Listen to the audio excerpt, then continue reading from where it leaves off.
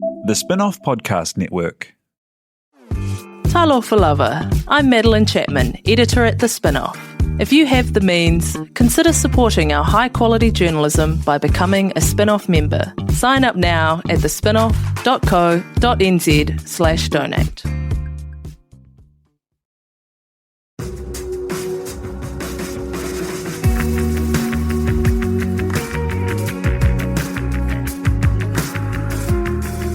You're listening to Business is Boring, a podcast that reckons it's anything but.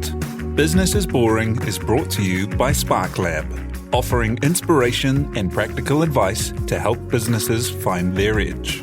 To hear more about SparkLab, including details about the latest events, workshops, and business tools, visit sparklab.co.nz. And now, here's your host, Simon Pound.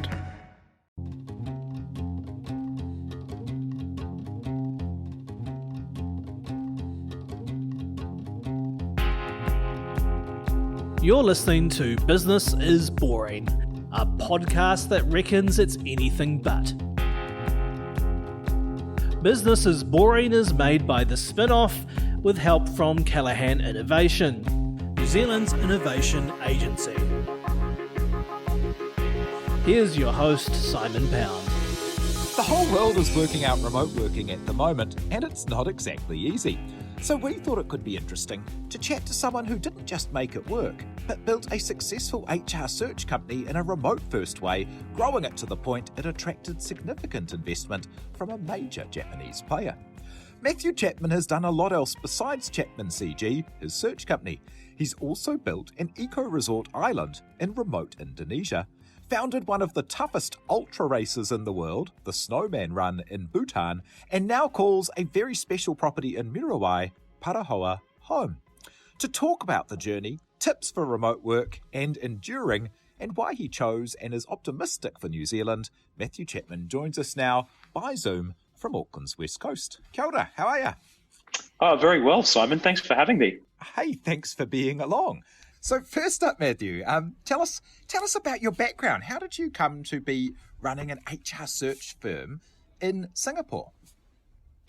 So I actually trained as an accountant, but didn't enjoy accounting. So I started my career with Deloitte. And one day when I was at a conference with Deloitte, I was 22, I was writing down what are the things in my skills that were areas that I enjoyed, and areas like people and marketing and whatnot. And it led me to talk to someone who said, maybe you should consider recruitment. And so I interviewed for some recruitment firms, and I ended up joining a company which no longer exists called Morgan & Banks, and it became Hudson. So I had a few years with them in Melbourne, and then went on to Singapore and then Japan, and then realized, you know what, I actually want to do it myself, and I want to have a company that does it better than the companies I've worked with. And that was what led me to starting my own company. That's so cool. What was it about, you mentioned you wrote down those things about people and about those relationships and the like. What was it about HR that grabbed you and made you interested? And what was it about the search part of it? And to talk us through what that involves. Yeah, so originally when I went into the recruiting search space, I actually concentrated on hiring accountants because that was my background. So I understood everything about them. But I got the opportunity to switch to human resources, which was essentially hiring HR leaders. And of course, the HR leaders are the people. And what's unique about the people is that they're the partner of the CEO, if they're good, on the people strategy supporting business strategy. So I think what I enjoyed was the bird's eye view into what makes an entire company tick in order for it to execute its business strategy. And there was something unusual about the way you started the company at the time you did, didn't you? As you started it as a remote first enterprise. Was that unusual at the time, and what led you to do that? Yeah, so I started Chapman CG, which is more broadly known as the Chapman Consulting Group. So I named it after the Boston Consulting Group, the management consulting company. And so I started it in 2008 after I'd had 9 years of search experience myself in a few different countries. And what I realized is that I didn't want to be in an office because I was very interested in outcomes in terms of just getting things done and getting things done as efficiently as possible, and also fitting in my life. I enjoyed travel and I enjoyed being out in the outdoors. So it was just my natural instinct to want to try and do it a little differently to normal.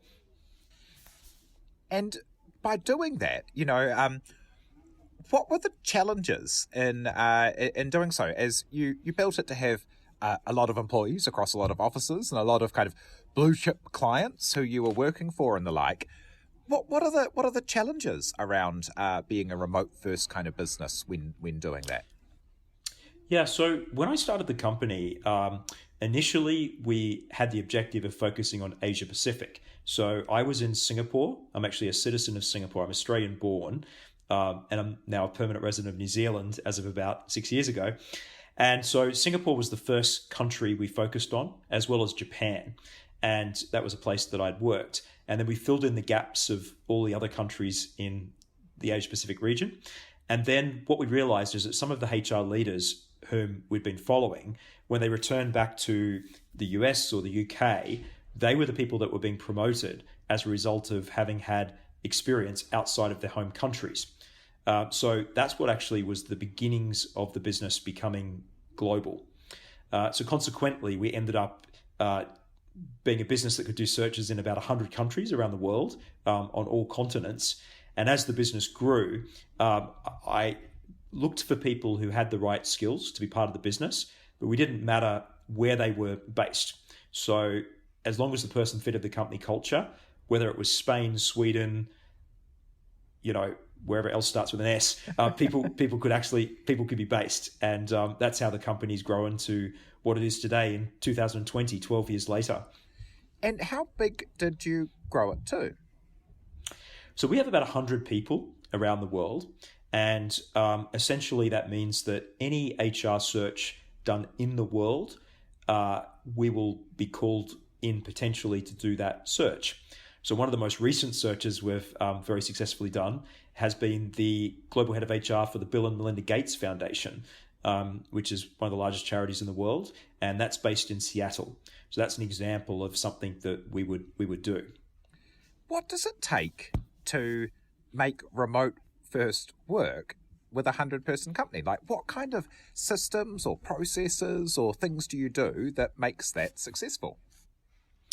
So I think, first of all, and when we started in 2008, it was very important to build a company around information integrity. So the structuring of how we stored and how you could access information.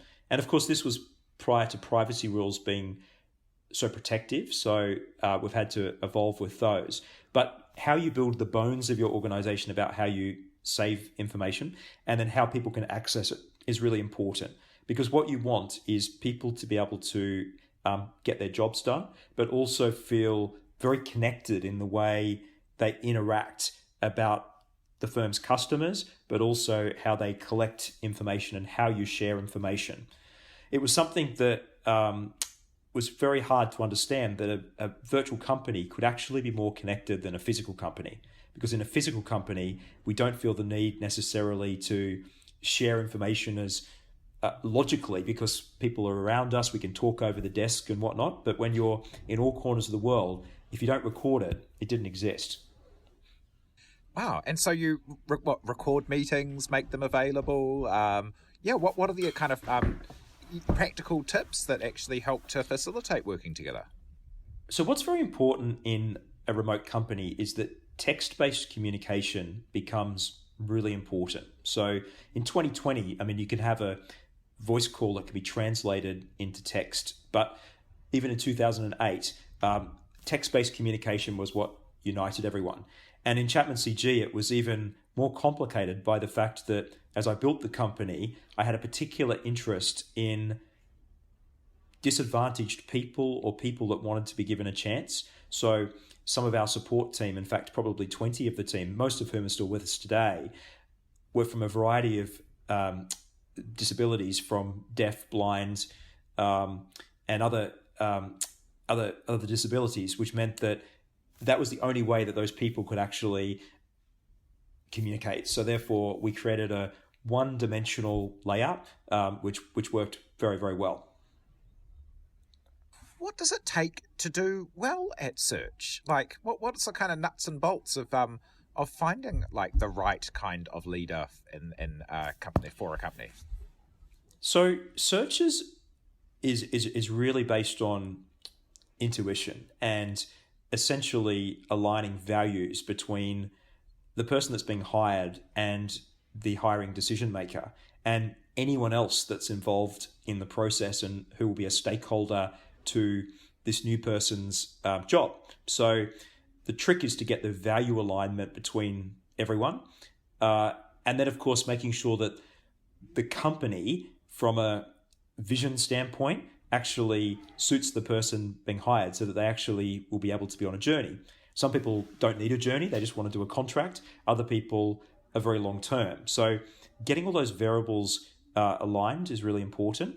And then complicating that with pay structures and, the right technical challenges in the roles. It's a very, very complicated space.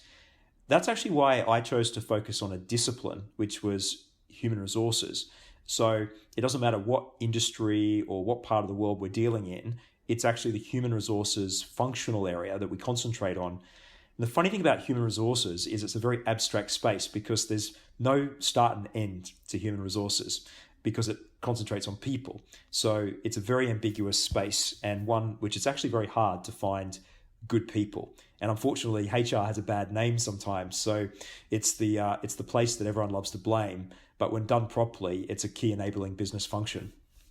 And building it up over that kind of 10 years towards taking on the investment, like, was it always a plan to scale it to an exit, or was that something that popped up out of the blue? Or talk me through that.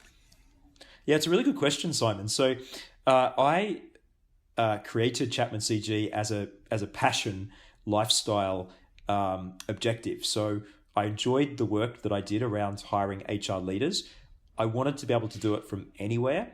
So I was a former ultra marathoner, running different deserts in the world.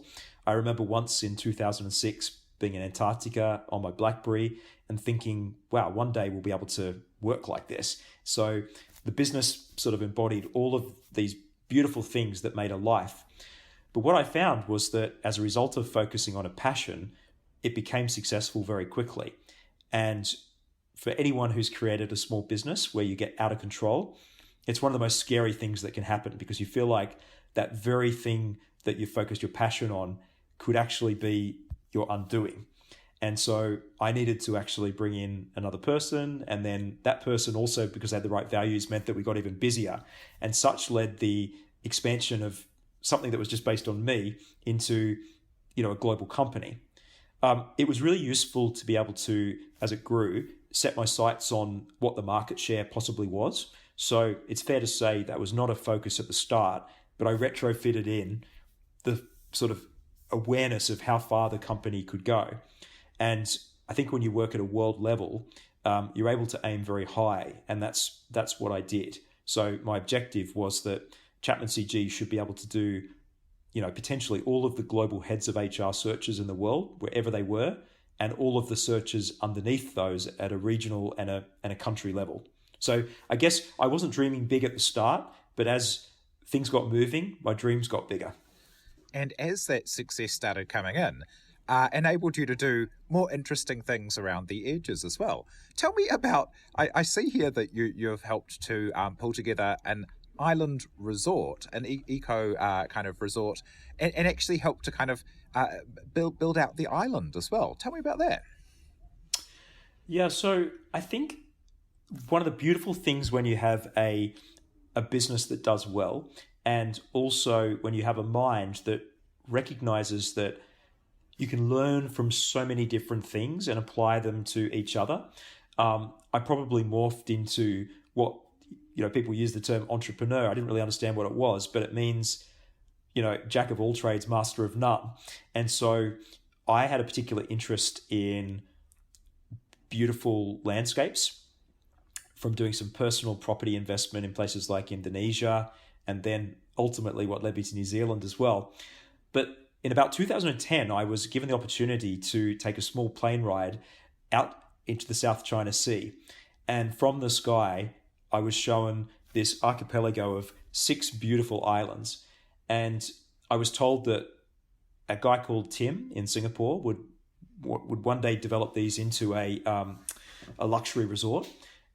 In 2010, I could see the potential from the sky, and it led me on a journey of which I became one of 14 investors. But by the time we opened in 2018, there was just Tim and I.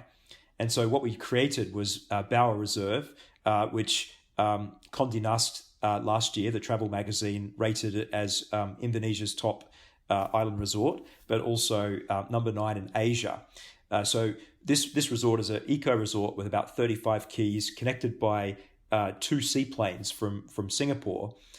What was really interesting to me was I focused a lot on the people marketing technology side. So in terms of building an island, really came up with the strategy for how we would have 250 people on that island servicing about 70 guests. So just sort of demonstrating how you can take linkages from somewhere and apply it to an abstract situation like an island. Unfortunately, as a result of COVID-19, like much of the hospitality sector in the world, we've actually had to close the island 3 weeks ago. So it's gone into hibernation, and hopefully we'll be able to reopen it at some future point. Oh, wow. And that kind of thinking on that kind of level of scale as well, the Snowman Run in Bhutan, which is really a super interesting place, not on the general kind of global tourism circuit, and living really interesting values. How did you come to be interested in that place? And tell me what the Snowman Run is. Yeah, so I did 4 ultramarathons through an organization called Racing the Planet, and it was the hottest, coldest, driest, windiest deserts in the world. So the Atacama Desert, the Gobi Desert, Sahara, and Antarctica. So they were 250k ultramarathons. And then from there, I went on and did Namibia and Madagascar in 2009 and 2014. These deserts and sort of ultra exploits were very influential in me building my muscle around tenacity and I guess how you hold equilibrium in your mind and your body. So very, very important events in my development, and I met a lot of really interesting people. In 2019, after I had actually taken a significant interest from the Will Group, which is the Japanese listed company in Chapman CG, I decided to just take a break for a month. And with some friends, I actually rode my mountain bike from the far east to the far west of Bhutan. And in fact, they were a very inspiring group of Kiwis, all in their 50s, 60s, and early 70s from Queenstown. And what was really inspiring about all these people is that they had led a life of great purpose and leisure. So I was with them to really learn from them and to also chill out. Along the way, I got introduced to a representative of the royal family who told me that the king, His Majesty the King of Bhutan, for his 40th birthday, wanted to organize a running race through the Himalayas, and that it would be over the Snowman Trek. The Snowman Trek was something since a little boy I've always wanted to do. And so through one connection to another, I became one of the 5 founding members of this epic race, which will be 300 kilometers across the Snowman Trek and has never been run before. Now, unfortunately, due to our friend COVID-19, it's unsure whether we'll go ahead this October. We'll make a decision in July, and if not, it'll be October 2021. Yeah, and what actually is the Snowman Trek? Like, what's the what's the distance and its kind of ultra status? Yeah, so it's actually the toughest hiking trek in the world, and it is between 3,500 meters above sea level to 5,500 meters. So the same elevation as Everest Base Camp. Typically, trekkers take 25 days to walk the route, and in fact, less people have finished it than have summited Everest. So this race will be over 5 days, which is essentially 60 kilometers a day, but with the altitude changes, it really makes it something that, to be honest, is about 15 hours a day on foot if you're lucky. So there'll be 5 founding runners, of which I'm one, and then we have 20 of the world's best ultra runners, which we've taken a ballot to take entries, and most of those have been selected. And then there'll be 5 Bhutanese runners who are local runners that have been selected as the best in the country. So 30 runners in total, and a support crew of probably 60, with the only helicopter that Bhutan has on standby, but which might not actually be able to get to the top of the course because helicopters can't fly that high. Wow. And what's the environmental element to the race? So the ethos of the king was that this race was to bring awareness to the world of climate change. And since he had been a little boy, he'd seen glacial melt in the Himalayas. So the purpose of the race is not just for people like me to get up there and test their limits, but really to create a movement around climate change with respect to Bhutan, which is one of the world's few carbon neutral countries. So Bhutan is covered 70% by forest. So this really was meant to be an event which the king used Bhutan to profile to the world for this cause. But it could be another year or into the future before it happens. Well, the good news and the silver lining to the COVID-19 crisis is that, as we all know, there's been some visible improvements in key measures around pollution and the environment. So if this does get held up for any reason, this is probably a very sound reason. And I think what we really want to be able to do is create a world carbon neutral summit at the end of the race, which does attract a lot of followership. We also want to ensure that everyone involved in the race adopts a carbon neutral position. So in terms of actually even physically getting there, that there is essentially no negative outputs of people making that journey. And tell me about the New Zealand connection. Like, how is it that you now are sitting in Reruai? Look, I came to New Zealand for a friend's wedding in the Coromandel in 2010, and Chapman CG was young at the stage, and I realized the time zone was 5 hours ahead of Asia, which was at that point the center of the business. Obviously, the business would morph into a much more global business after that. So I liked the time zone. I also was really drawn to the Kiwi creativity, and much like Singapore, where I'd been living for a long time, I felt that New Zealand was a place in the world that everyone liked. So brand New Zealand was a place that I saw, connected with beauty and with safety, and so that was what led me to then start looking at properties, but not really knowing what I was looking for, but thinking if I was ever to find something in New Zealand which would get me interested in the country, it would need to be by the ocean. And I love sunsets, so I wanted to see the sunset and whatnot. Anyway, in 2012, the property that had all that popped up, and that's where I am now. That was a huge challenge for me to bite off because it was a working farm. It was, of a magnitude that I needed to really get involved and, challenge myself. And it also forced me around my business to evolve it in such a way that I could actually be in New Zealand and not need to be in other parts of the world. So it really got me growing my team and prioritizing my travel because New Zealand was a long way away from anywhere, unlike Singapore. If you love the Spinoff, the best way to show it is to become part of the Spinoff members. This is the fund that helps us keep free and accessible to all without a paywall. It also funds some of our most important and acclaimed journalism. Check it out through the Spinoff. Kia ora, sorry for this interruption, it's Alice Neville here. I am the food editor at the Spinoff, and I just wanted to pop in and tell you about our food podcast, Dietary Requirements, hosted by me, Simon Day, and Sophie Gilmore.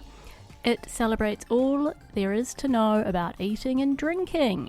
There's cooking tips, there's special guests, there's what we've been eating and drinking lately, and we try not to chew into the microphone too much. So if you like food and drink, listen in. You won't regret it. It's at thespinoff.co.nz and all your favourite podcast providers.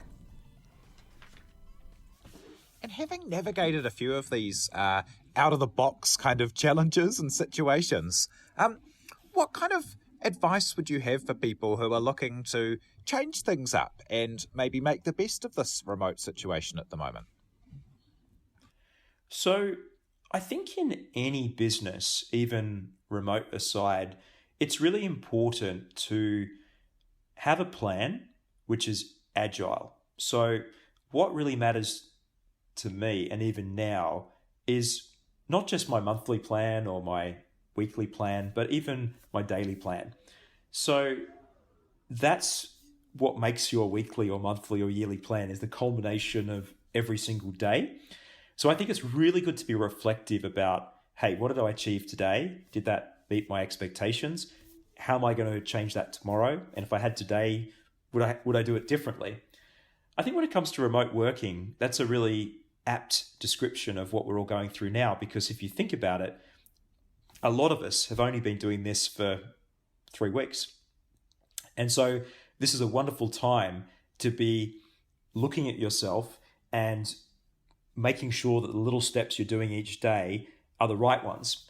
Now, the thing that's the beautiful opportunity now for those who are open-minded with their businesses is we might not go back to the way that we existed before. And so if you can build with a new normal in mind, then you'll be better equipped for what comes out the other end. And the new normal is the product of every single day that we're going through now. So therefore, if you're adopting that approach I just said, by maximizing each day and being reflective, you would naturally get taken in the right direction as opposed to being too rigid.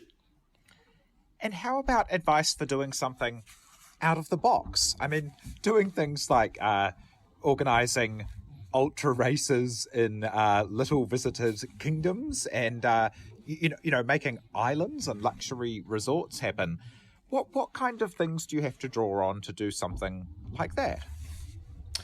So I'll answer that question sort of explaining how I've done it, but then for everyone listening to make it relevant to you, because there's a connection. So for me, there's a bunch of things in my life that have and always will be the center for what allows those other things to happen. So my search business growing has been, if you like, the cash cow and success that's allowed me to do other things. So I can't take my eyes off that because that's really important. But as I get involved in other things, for me, there's got to be connections between each of those things that enriches the other. So it's like if you imagine a jigsaw puzzle over a table, you start to have a mind where you can connect together all the pieces. Other people will doubt you, but in your mind, you can connect the other pieces. So for instance, Bhutan for me might be running. It might be getting involved in a country that, like New Zealand, like Singapore, is another very unique place. It might have a link with climate. I might be connecting with interesting people, et cetera, et cetera. So there'll be a number of aspects about that will link it to my core. And so that allows me to take on a broader number of things that in my head has linkages. And so if you're someone that's got your first business, it's probably like my search business. It's your cash cow. It's what pays the bills. But I encourage you to not over-index on that and to allocate an amount of your time to do other things which interest you and which might help shore up your business. And then down the track, you'll end up with a more interesting portfolio of things, which is representative of where, your interests lie in life. And having had success over quite a few different areas, what is success for you, both personally and in a professional sense? Simon, I think success for me is a bit like running an ultra marathon. So when I run an ultra marathon, it's not just about saying yes to it. It's about keeping your hydration, your food consumption, all in some sort of formulaic equilibrium. I'm always nervous enough that I don't mess with my formula or my instinct on those things. You've got to have the right shoes. You've got to have done your research on the course. You've got to keep your pace at the right level so that you don't burn out in the middle. So I think when I relate it to my business life, it's very much the same, which is you've got to try and keep everything in some sort of equilibrium. So it's no point just going manic on your numbers and burning your team out and breaking up your relationship and getting depressed, because actually, a bit like the game of snakes and ladders, you can climb the ladder fast, but you can come down a snake even faster. So I think for me, it's a lot about making sure that I still feel the passion. And also, if you were to ask people around me that are part of my story or my ecosystem, that they're having fun and that they could validate that it's a good place to be. So I think that whole equilibrium and that ultra marathon is something I think a lot about resilience and longevity. So I think to one of your earlier questions, I don't think there's been a business that I've been involved in where I've gone into it just for an exit. It's been a passion and something that I'm interested in. And if an exit comes or someone wants to buy something because it's a good business, fantastic. That's awesome. Well, thank you so much for coming on and sharing your story today. That's Matthew Chapman of Chapman CG. Thank you so much. Cheers. Thank you, Tina Tiller, for producing, and thank you very much for having us along. You've been listening to Business is Boring, presented by Simon Pound. And brought to you by the Spinoff and Callaghan Innovation.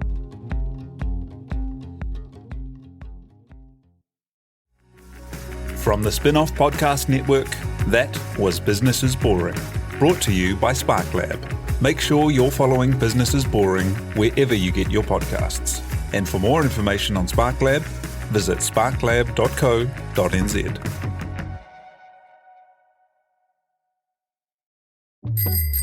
Ready to rediscover the joys of cycling? With over 300 kilometres of cycle paths across Tāmaki Makaurau, jumping on your bike and going for a ride is such a fun way to discover the city from a different perspective. Cycling is getting more and more popular across Auckland, so now's a great time to join the hype and give cycling a go. Head to at.govt/cycling to find your nearest cycleway today. The Spinoff Podcast Network.